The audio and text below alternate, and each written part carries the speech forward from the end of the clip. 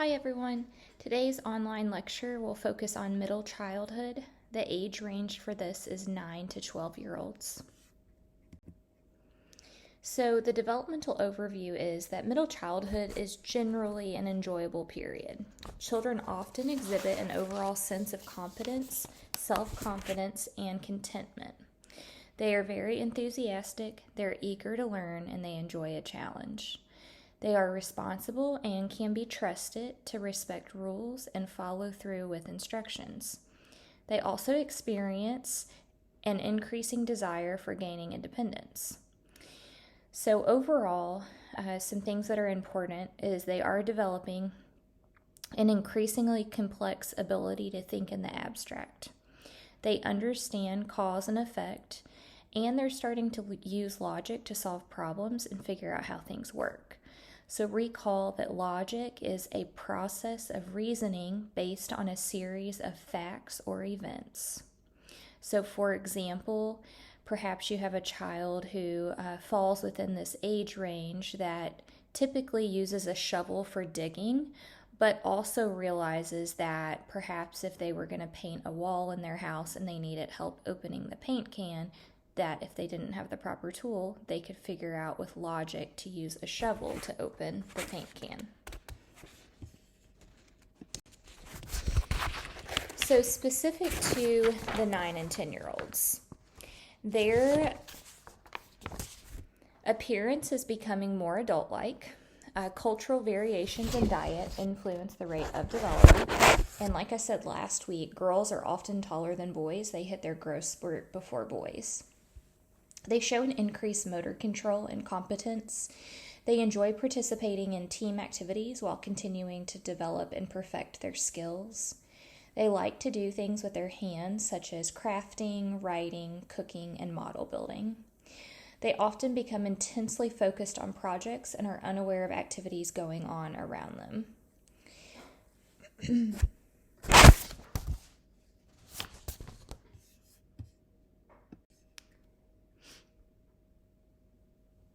The 9 and 10-year-olds, they have greater recall or memory and the ability to use logic for solving problems. So remember, the child uses logic and experience more than intuition, and intuition being a thought or idea based on a feeling or hunch.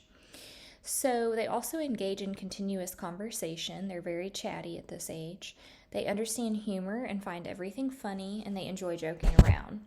They spend increasingly time with peers, especially same-gendered peers, but still find comfort with family. They are beginning to establish their own values and moral standards. And then also they enjoy hobbies, reading, and developing secret codes. Remember that intuition comes from Piaget's stage of concrete operational thought. So here we are going to pause and do our first activity for attendance and participation points today. So recall which theorist coined a stage in development titled Identity versus Role Confusion. So I want you to go ahead and pause your presentation and take 5 minutes to recall information. You can find the handout on Moodle, and then you will be responding to the discussion question on Flipgrid.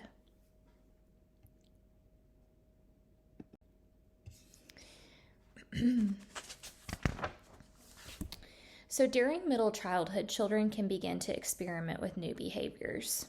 It's very typical that children at this age start to do this.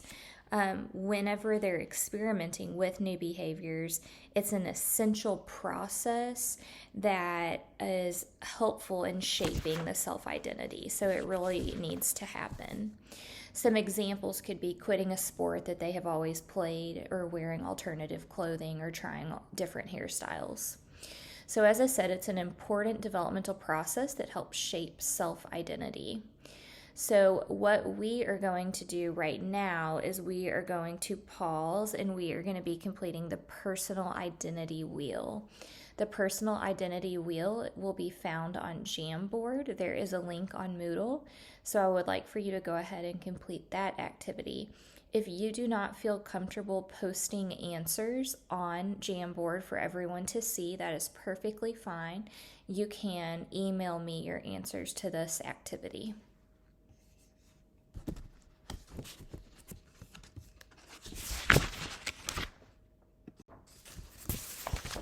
So as we shift from the 9 and 10-year-old to the 11 and 12-year-old, we know that they begin to experience pre-puberty growth spurts and bodily changes. So keep in mind that girls are going to experience physical feature changes earlier, so before boys typically do. This is often accompanied by emotional ups and downs. So, emotional states can be very much on a roller coaster at this time. And it may cause some awkwardness and interfere with previous competence and motor skills.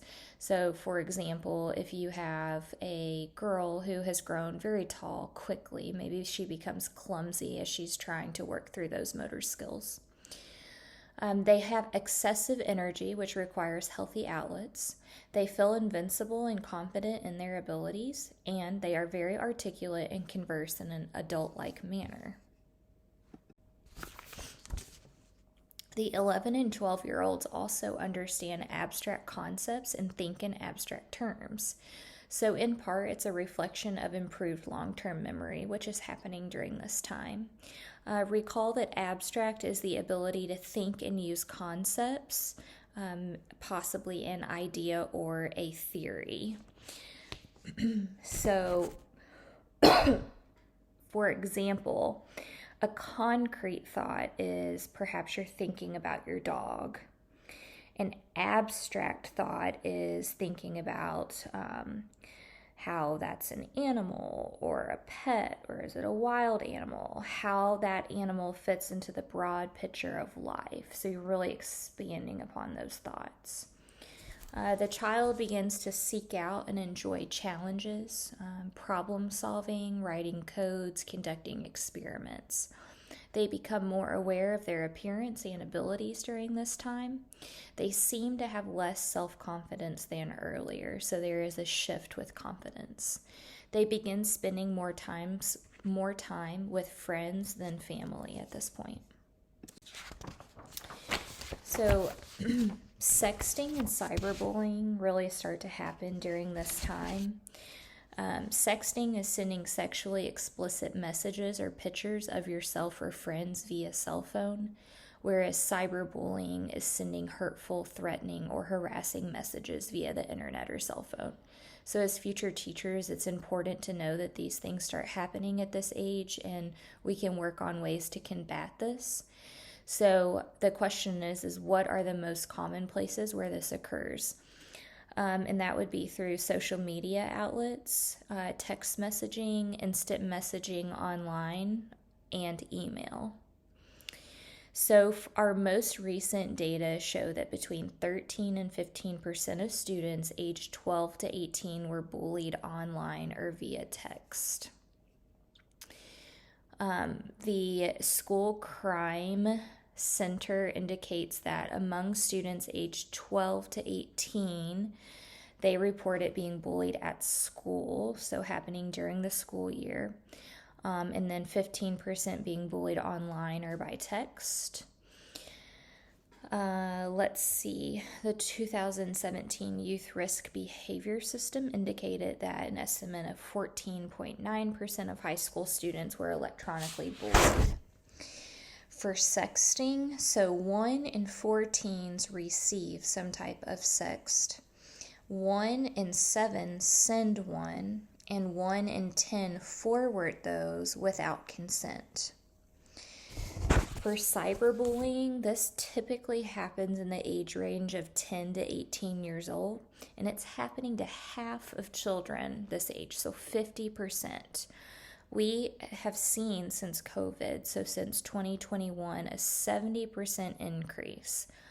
All of these statistics are very alarming, and they are things that teachers should be aware of. And like I said, that teachers can try to combat these issues when working with students this age. So something important during this time is to start prepping for those teen years. So how can families prepare themselves and their children for impending developmental changes? So one, they need to understand that their child is going to have emotional ups and downs, and that rebellious behaviors are normal. That's typical behaviors. Accept that children are attempting to separate from their families. Be aware that hormonal changes may contribute to behavioral responses. Have empathy with children. It's a difficult time for them. And then grant children increasing but appropriate independence.